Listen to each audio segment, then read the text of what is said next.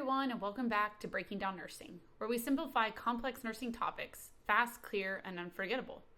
Today we're diving into cardiac tamponade, a life-threatening emergency you want to recognize stat. Let's start with the patho. Think of cardiac tamponade as your heart being suffocated by its own fluids. Here's what happens.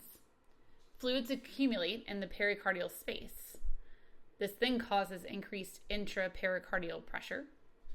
That then leads to chamber compression and impaired feeling,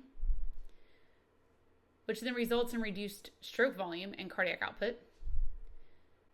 And last but not least, we see systemic venous congestion. In short, the heart can't fill, which means it can't pump. So we all know we love helpful mnemonics that allow us to remember things easier. So let's talk about one for cardiac tamponade. Remember just my heart. That's your way to remember BECK'S Triad, the classic signs of cardiac tamponade.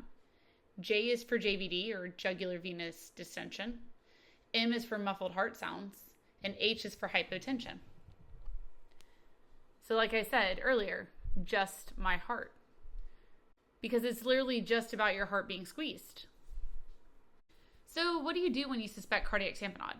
You act immediately. This is a medical emergency. As with any medical emergency, oxygen keeps the heart perfused. May need a pericardiocentesis. This is the definitive treatment to remove the fluid and relieve pressure. And of course, IV fluids to support preload and blood pressure. Remember, it's all about restoring cardiac output as soon as possible. And that's the breakdown to cardiac tamponade, a deadly emergency you'll recognize in seconds once you understand the patho, the signs, and the life-saving interventions. Remember, just my heart, for your helpful mnemonic in keeping things straight. If this helps you break it down, don't forget to like, subscribe, and share with your nursing classmates. And remember, at Breaking Down Nursing, we make the hardest concepts easy to remember. Until next time.